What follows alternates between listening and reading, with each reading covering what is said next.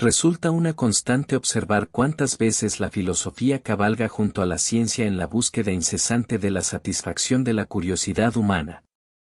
Un caso al que quiero acudir, aquí es al de Demócrito y J.K.S. Monod. Demócrito fue un filósofo griego que vivió entre el año 460 y el año 370 a.C., que ya por entonces, y sorprendentemente, supuso la existencia del átomo. Se le atribuye a tamaño filósofo la siguiente cita: todo cuanto existe es fruto del azar y la necesidad. Jacques Monod vivió entre 1910 y 1976, fue un bioquímico francés que ganó el Premio Nobel de Medicina en 1965 por sus investigaciones en genética. Monod también incursionó en la filosofía y escribió un ensayo motivado en la afirmación de Demócrito al que tituló El azar y la necesidad, donde analiza la influencia del azar y de la necesidad en el origen de la vida y la evolución de las especies. En ese ensayo, introduce una palabra que bien puede ser de valor al intentar explicar las funciones de los sentimientos, la teleonomía. Con este término, Monod se refiere al posible propósito y objetivos de las distintas funciones y estructuras orgánicas de los seres vivos, teniendo en cuenta que los mismos son el producto de una adaptación de la evolución de las especies. Se refiere a la búsqueda del propósito de las cosas como resultado de la evolución. Esta idea estaba presente cuando hablé de la función que cumplen los agujeros hacia abajo de la nariz, del porqué de la existencia de las cejas o del motivo por el cual las orejas apuntan hacia adelante. El razonamiento es que esas tres estructuras se encuentran en esa situación como producto de la adaptación evolutiva. Se explica entonces que los agujeros de la nariz apuntan hacia abajo para evitar que ingresen líquidos, transpiración o sustancias extrañas que dificulten la sobrevida e impidan la descendencia. Y expliqué también la función que cumplen las cejas y la posición de las orejas. Pues bien, también podemos hacer un abordaje desde la perspectiva teleonómica de los sentimientos. Podemos conjeturar o hacer un razonamiento acerca de por qué los distintos sentimientos han sido seleccionados por la naturaleza y los preservamos hoy en día. Una respuesta rápida sería, sin duda, que eso ha ocurrido porque resultan útiles para la supervivencia. Para comenzar, tomemos por caso el sentimiento del amor, al que le dediqué un capítulo completo en emoción y sentimientos. Como en esa oportunidad, también lo abordaré aquí desde el punto de vista de la perspectiva del amor de pareja, aunque también debemos señalar que el amor es un término muy amplio, que abarca también el amor filial, el amor al arte, el amor a la vida, el amor a Dios y muchas otras manifestaciones del desenvolvimiento humano. Acerca de por qué la naturaleza en su evolución ha seleccionado este sentimiento, debemos asumir que su existencia ha resultado particularmente útil para que, desde tiempos primigenios, nuestros antecesores, macho y hembra, permanecieran juntos el mayor tiempo posible, ya que nuestras crías nacían neurológica y físicamente inmaduras. Efectivamente, a diferencia de otras especies, nuestras crías por entonces, o nuestros hijos hoy en día, requieren de nuestra asistencia y cuidado para permanecer con vida. Llegamos a este mundo verdaderamente inválidos, con un cerebro inmaduro y en pleno desarrollo, que requiere del amor para que macho y hembra permanezcan el mayor tiempo juntos, brindándoles a sus descendientes todo lo que requieren para subsistir hasta el momento que resulten autoválidos. Esto sucede desde el inicio de nuestros tiempos como especie y no ha dejado de ser así. Las crías de otros mamíferos, en cambio, dependiendo de la especie, son rápidamente autoválidas y alcanzan la independencia necesaria para sobrevivir en forma autónoma rápidamente.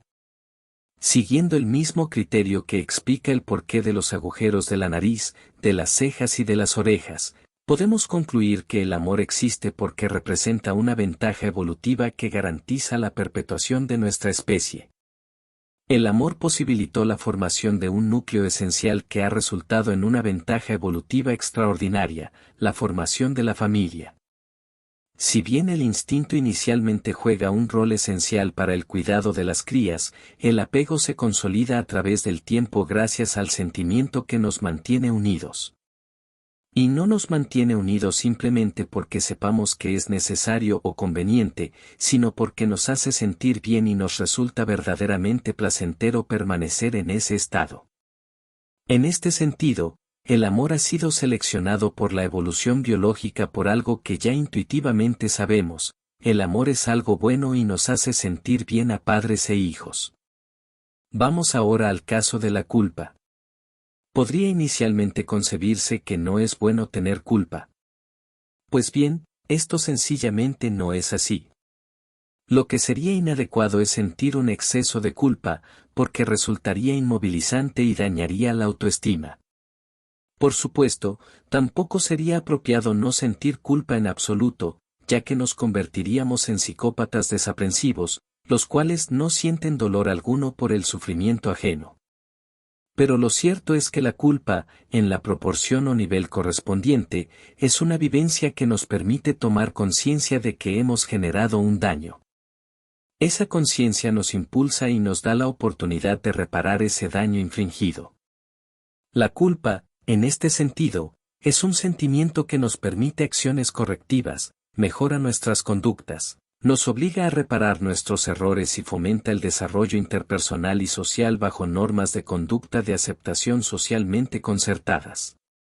¿Y qué ocurre con el sentimiento de vergüenza? Sentimos vergüenza, por ejemplo, cuando no llegamos a alcanzar los objetivos que se esperaban de nosotros, o cualquier circunstancia que resulte deshonrosa, condenatoria, humillante, o circunstancias similares.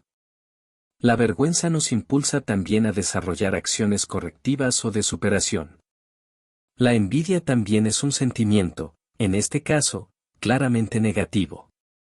Tan es así que aquel que vivencia envidia, sabiendo que resulta inadmisible, intenta ocultarla o la disfraza con algún tipo de actitud que le permita desahogarse sin que la verdadera razón de sus actitudes sea evidenciada.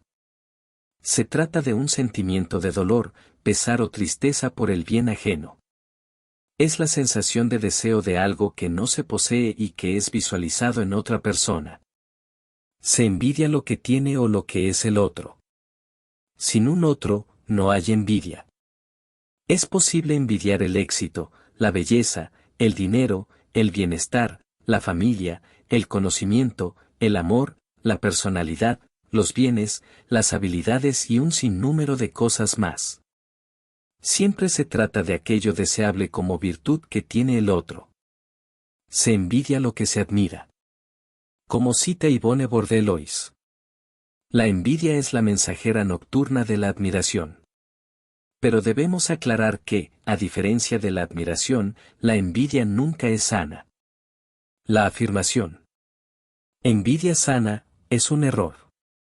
Otro sentimiento que podemos citar son los celos, que se vivencian ante la posibilidad de perder, en manos de una tercera persona, algo que se cree propio. Aquí nuevamente, y como en otras circunstancias, también es importante la intensidad o el nivel de la vivencia del sentimiento y su forma de canalización. En realidad, también desde la perspectiva evolutiva, los celos nos permiten escanear nuestras relaciones personales. Lo correcto en este caso, al momento de percibir este sentimiento, es reaccionar de un modo sano, manteniendo las necesidades y atenciones satisfechas del ser querido. También reaccionar del mismo modo en otras circunstancias y en otros ámbitos de la vida, tal como las relaciones sociales o el mundo del trabajo, que puedan despertar el sentimiento de los celos. Si no es posible reaccionar sanamente, los celos se convierten entonces en un sentimiento negativo. Otro sentimiento importante para señalar es la fe. Por definición, la primera acepción de la palabra fe se encuentra relacionada con el sentimiento hacia Dios. La fe es el sentimiento por el cual se percibe una creencia que no requiere de comprobación para darse por cierta. Ya sea que se trate de la creencia en un ser superior o de la fe canalizada en un área humana, este sentimiento genera un conjunto de otros sentimientos tales como la seguridad, la esperanza, la convicción, la certidumbre, etc.